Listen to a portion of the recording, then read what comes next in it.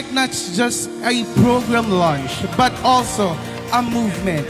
Ang Distrito 2, sulong sa edukasyon, may direksyon.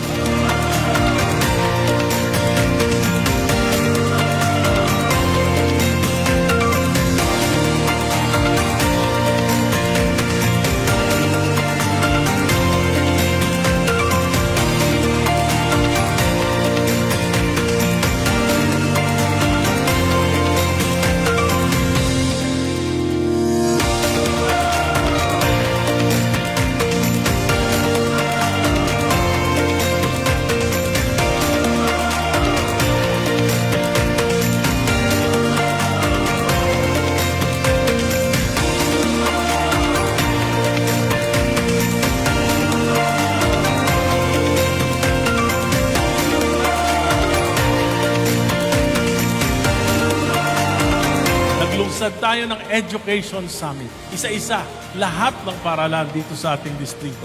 Upang malaman natin yung mga tunay na suliranin. Gusto nating malaman ang suliranin na tunay upang mabigyan natin ng tunay at karampatang mga solusyon.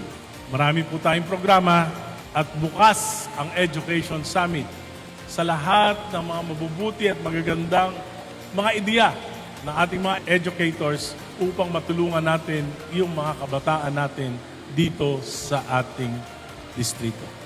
Sa kabila ng lubhang kahirapan at pagdaraho, sa kabila ng anumang suliranin, may natitirang pag-asa. At yan ay ang edukasyon.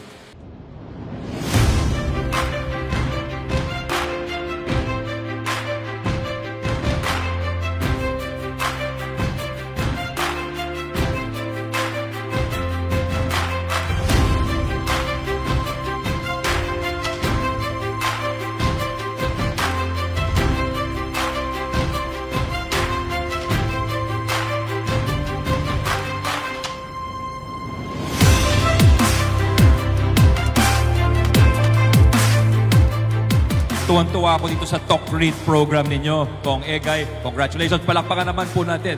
Dahil nangyayari to sa iba't ibang lugar. Palagi ko dito sa darating ng mga taon sa pangalawang distrito ng Caloocan, gaganda ang takbo ng edukasyon.